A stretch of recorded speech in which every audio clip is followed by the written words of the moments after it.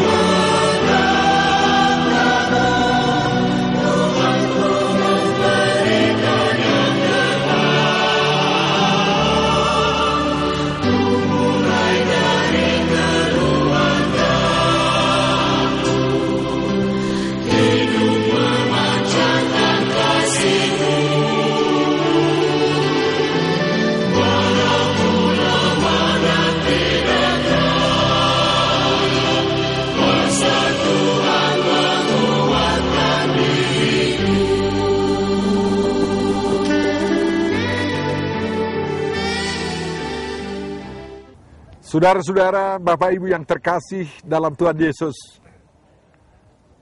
Tuhan menginginkan semua ciptaannya memuji namanya.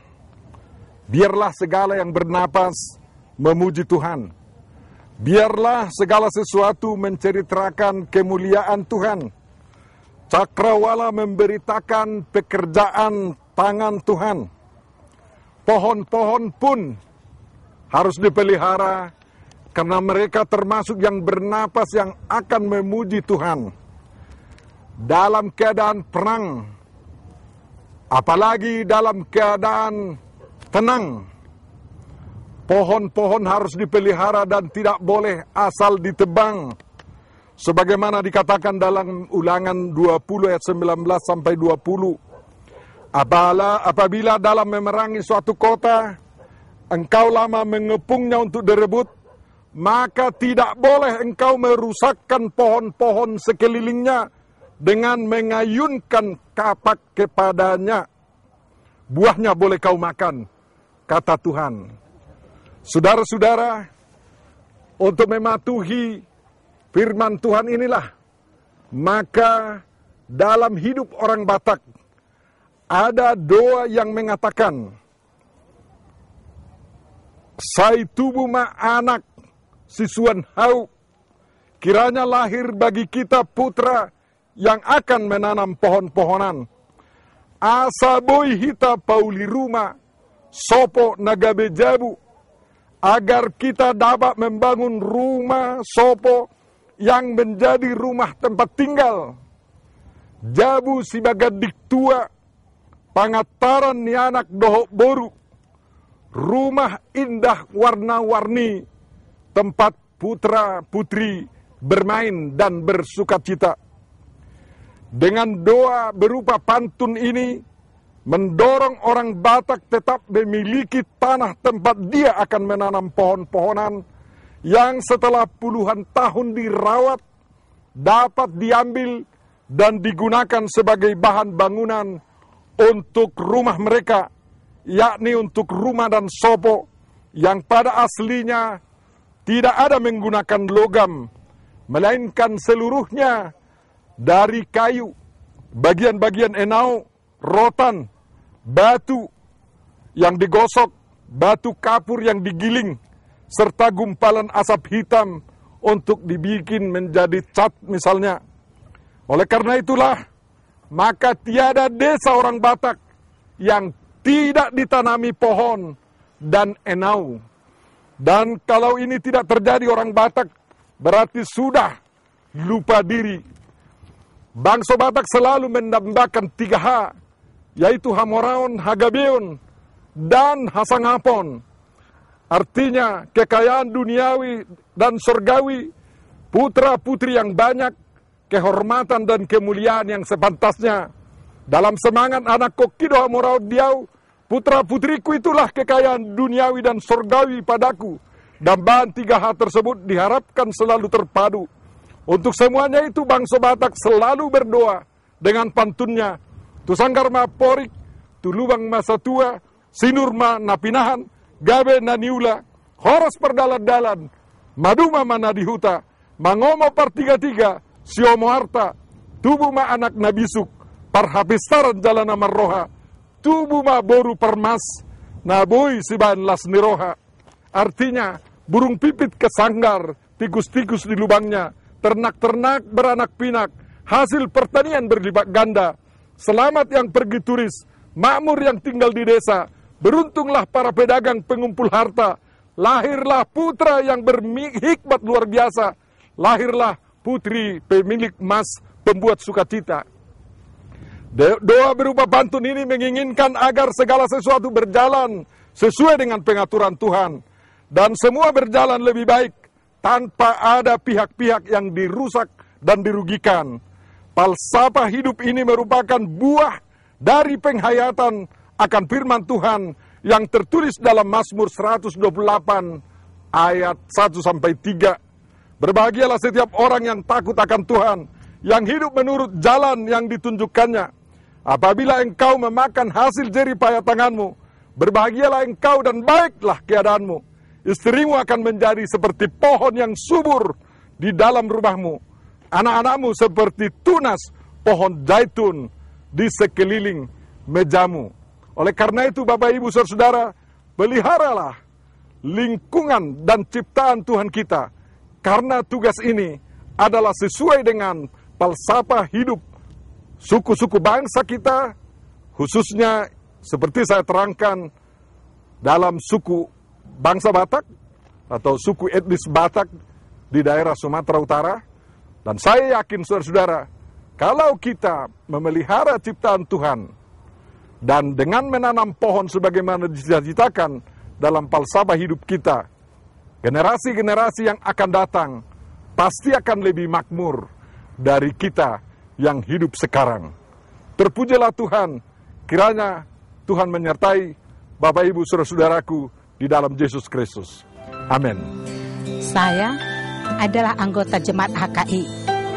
Saya sangat berterima kasih dan mendukung program HKI untuk melestarikan alam, memelihara lingkungan. Sebagai wujud dari dukungan saya adalah memelihara ayam organik.